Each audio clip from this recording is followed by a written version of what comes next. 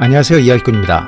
오늘은 테슬라가 LG화학의 자회사인 LG에너지솔루션에 지분 투자한다는 외신을 급하게 살펴보도록 하겠습니다.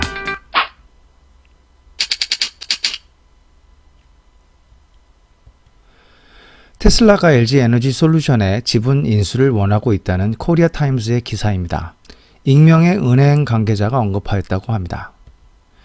아직 공식적으로 발표할 수는 없지만 테슬라는 지분 10%까지 인수를 원한다고 하였습니다.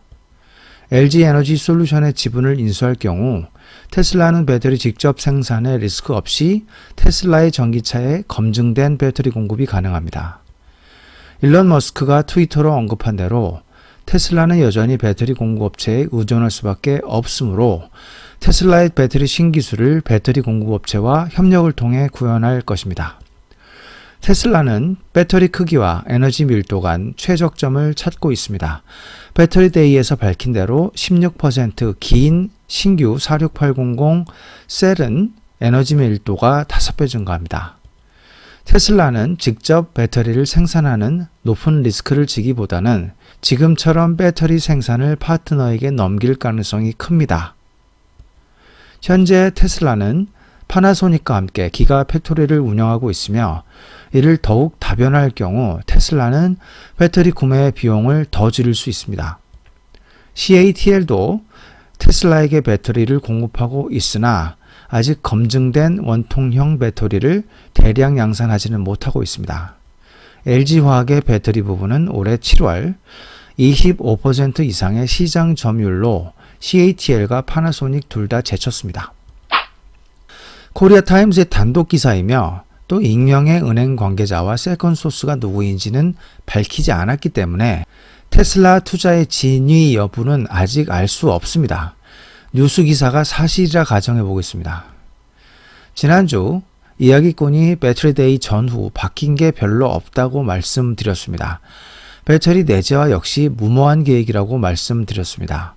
현재 세계 1위 LG화학의 2차전지 캐퍼인 100GWh를 불과 2년 만에 따라잡겠다는 무모한 계획이었죠.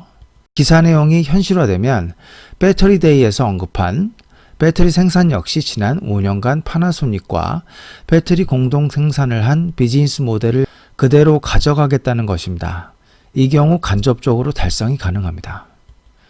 파나소닉은 테슬라에게 배터리 공급 계획을 충분히 약속하지 않고 있습니다. 게다가 토요타는 테슬라와 비슷한 방식의 배터리 팩 구조를 써서 중국 시장에 공급하고 있습니다. CATL은 하이니켈 안정성도 부족하고 양산 품질이 미흡합니다. 테슬라가 제3의 파트너를 찾을 것이라는 것은 얼마든지 생각해 볼 수 있는 옵션입니다. 그 후보는 LG화학이 아니면 삼성 SDI입니다. LG화학은 공급 캐퍼 세계 1위이며 삼성 SDI는 기술력이 높고 전고체 배터리 기술 협력이 가능합니다. 삼성 SDI의 원통형 배터리는 파나소닉 다음으로 가장 오랜 역사를 가지고 있습니다. 기술력은 우수하나 양산 캐퍼는 부족하여 테슬라가 물량 보장만 한다면 협력할 가능성이 큽니다. 그러나 문제는 삼성 SDI의 지분을 10% 가져갈 경우 경영권 위협이 있습니다. 10%씩 지분 매각할 여유가 없기 때문에 합자 회사만 가능할 것입니다. 그러나 LG화학은 이번 물적 분할 결의를 통해 LG에너지솔루션으로 분사하고 지분을 LG화학이 100% 가져갑니다. 비록 개인 투자자의 지분 가치 희석 문제는 남아있지만 테슬라에게 지분 10% 매각이 어려운 일은 아닙니다.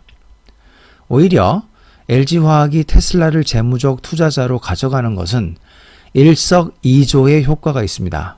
투자금을 받으면서 증설에 즉시 사용할 수 있으며 시장 점유율을 더욱 높일 수 있는 기회가 됩니다. LG화학은 이렇게 테슬라와 사전 협의를 통해 물적 분할 결의를 한 것이 아닌가 의심이 됩니다. 추후 나스닥에 LG에너지솔루션 상장까지 노리고 있을 가능성도 엿보입니다. 테슬라에 10% 지분을 주면 LG 에너지 솔루션 지분 20% 내지 30%만 상장하겠다는 LG 경영진의 약속은 아마 지키기 어려울 것입니다. 결국 기존 주주의 지분가치 이석은 불가피해 보입니다. 테슬라 지분 투자 루머가 사실이 아닐 가능성이 있습니다.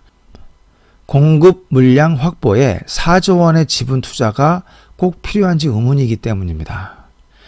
테슬라가 굳이 파나소닉처럼 LG와 배터리 공동 생산을 할 필요가 있을까? 지분 투자까지 하면서 공급 물량을 락인시킬 필요가 있을까 하는 점입니다. 테슬라가 2014년 파나소닉과 기가팩토리로 공동 생산을 선택한 이유는 당시의 전기차 시장이 미성숙 단계였으며 배터리 물량을 확보하기 어려웠기 때문입니다. 그러나 지금은 2014년과 비교할 때 상황이 많이 바뀌었습니다. 현재 테슬라가 2년에서 5년까지 장기 공급 계약을 하자고 한다면 이를 마다할 배터리 회사가 있을까 의문입니다. 현재 LG 배터리 솔루션의 기업 가치가 30조냐, 40조냐, 50조냐 이러고 있습니다. 지분 10%면 3조에서 5조까지 써야 됩니다. 아마 지분 투자를 빌미로 공급 단가를 많이 낮추려고 할 가능성이 큽니다. 46800 배터리에 관련된 테슬라의 신기술 역시 테슬라의 차체에 맞게 개발될 것입니다. 비록 토요타가 테슬라의 배터리 셀 구조를 따라하는 부분은 있습니다만 일반적으로 배터리 공급 업체가 다른 전기차 회사를 위해 사용하기는 곤란한 기술입니다. 반면 테슬라 지분 투자 루머가 사실일 가능성도 있습니다. 첫 번째, LG화학이 하루 만에 발표한 NCMA 양극재 증설 신설 소식과 두 번째, 테슬라의 리튬 장기 공급 계약입니다. LG화학이 양극재의 내재화 비중을 현재 20% 수준에서 50%까지 높이겠다고 했습니다. 단 하루 만에 청주, 익산, 구미의 양극재 공장의 증설과 신설을 동시에 발표하였습니다. 청주 공장에 2천억 원을 투자해 NCMA 양극재를 생산하겠다는 발표가 있었습니다. 캐퍼를 3만 톤 규모로 하겠다는 것인데 이는 기존 캐퍼 대비 무려 2배가 되는 것입니다. 다른 뉴스에 따르면 익산 공장도 양극재를 생산하고 내년 착공 예정인 구미 공장도 양극재를 생산할 계획입니다. 테슬라는 배터리데이에서 NCMA 양극재를 쓰겠다고 하였습니다. 갑자기 하루 사이에 이렇게 LG화학이 NCMA 양극재 내재화를 위한 엄청난 증설과 신설 계획을 발표했다는 것이 매우 수상합니다. 테슬라 역시 하루 전에 호주 광산 기업 피드몬트 리튬과 5년간 고순도 리튬 공급 계약을 맺기도 했습니다. 배터리를 직접 개발하든 아니면 전처럼 공동 개발을 하든 리튬이 필요하기 때문입니다. 이렇듯 테슬라의 LG 에너지 솔루션에 지분 투자를 뒷받침하는 정황들이 나오고 있어서 매우 흥미롭습니다. 감사합니다.